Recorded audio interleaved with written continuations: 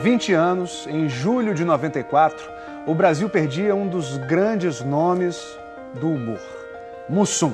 Pois é, mas suas frases engraçadíssimas continuam vivas, né, na memória de todos os seus admiradores. E agora, o Mussum ganhou uma biografia para a alegria das novas gerações que vão poder se divertir com os bordões desse nobre trapalhão. A cachaça engarrafada com mel era tudo que um tal Antônio Carlos tomava.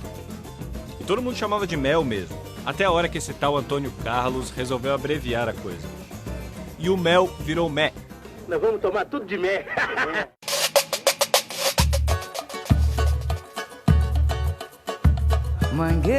Toda sexta-feira, no começo da noite, ele chegava aqui no Buraco Quente para um começo de plantão que às vezes durava o final de semana inteiro.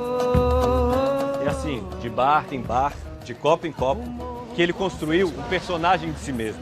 Aqui ele aprendeu a ser o Mussum, só que nessa época ele ainda era o Carlinho do Reco Reco. Isso é, Carlinhos do Reco Reco à noite, porque de dia ele era um homem sério. Ele estudava o dia inteiro, alfabetizou a mãe e ralou muito para chegar a cabo da aeronáutica. Isso é cachaça! É água! É cachaça! É água! Essa é cachaça! É água! E foi nessa vida dupla que ele formou o grupo Os Originais do Samba. A diferença nossa, realmente, era que nós tínhamos muita coreografia, muito passo, samba no pé. Viajaram pelo mundo. Ficamos 6 meses no México. Eu comecei a fazer Carmen Miranda ali, em 64, e o Mussum, os Originais do Samba, estavam ali me escorando, me ajudando. Antônio Carlos era boa praça, estava sempre rodeado de amigos. E foi nos palcos que ele conheceu Elza Soares e com ela o Mané Garrincha.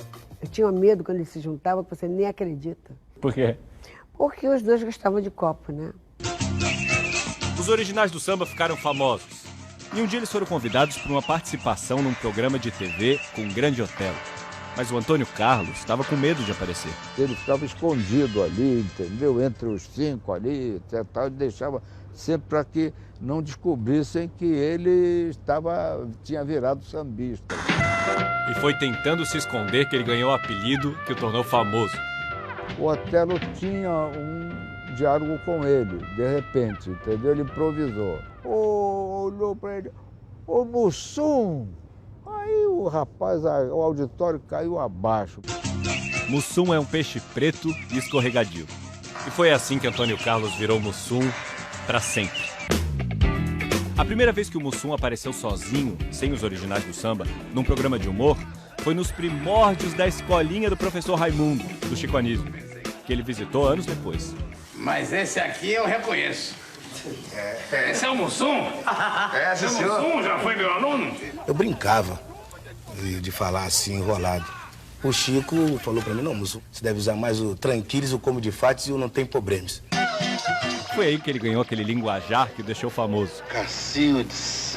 Vaselina no farebe do povo. Mesmo com um padrinho desses, ele não queria saber de ser comediante na TV. O negócio dele era samba. O Mussum, que era o nosso humorista, né? Primeiro apito do trem. Um título que ele sempre recusou. Eu não acho humorista. Humorista é o Jô Soares, o Dedé Santana, o Zacarias. O cara se transforma, tem vários tipos de recursos. Qual é a diferença, eu sou cômico, então? eu sou um cômico, um caricato. Até que uma dupla de comediantes percebeu isso. Eles eram ambiciosos e queriam aumentar a sua trupe.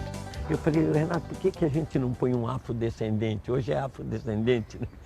No meu tempo eu falei, por que ele não bota o negão com a gente, né? Mas ele é músico, ele é sambista, não importa. Eu escrevo só as partes que ele vai entrar, só aquelas piadinhas, ele entra, dá a piadinha dele, sai, volta. O Dedé sempre perturbou muito, eu achava que eu não ia dar pro negócio.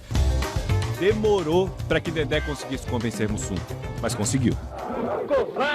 Covarde é a tua véia. E o trio Trapalhão depois virou um quarteto com a entrada de Zacarias. Eu não sei o que elas estão pensando, não sei. E o Domingo ganhou uma trilha sonora.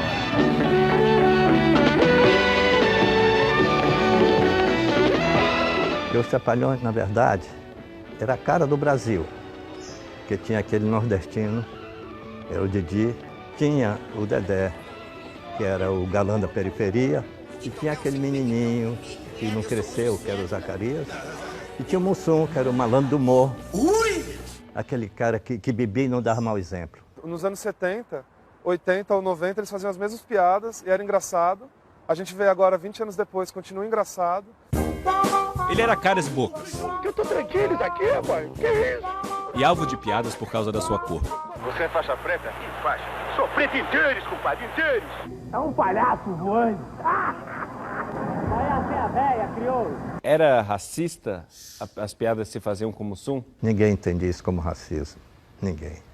Era uma brincadeira, era uma caricatura. O personagem que ele fazia na TV era parecido com quem ele era? Na verdade, ele fazia com bastante simplicidade. O Mussum era o cachaceiro.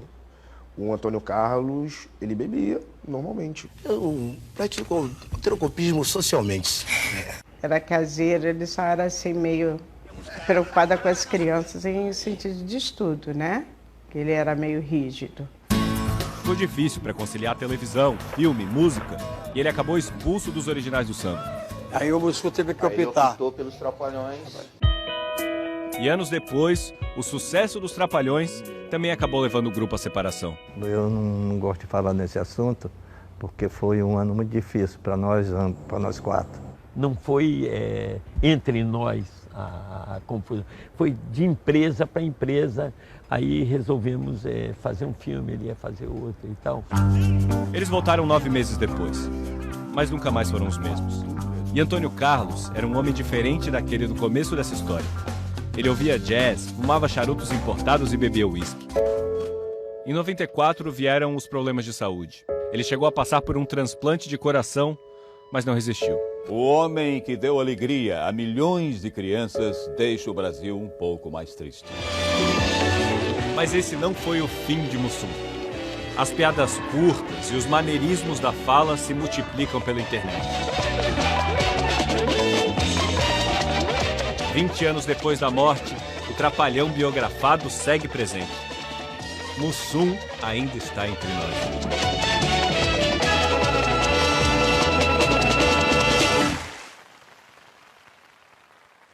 Que figuraça, Fez parte da nossa infância, né? E um humor legal, inocente, né? Engraçado demais, simpático demais. Eu diria que ele era fantástico. Isso, hoje ele falaria, vai Brasil!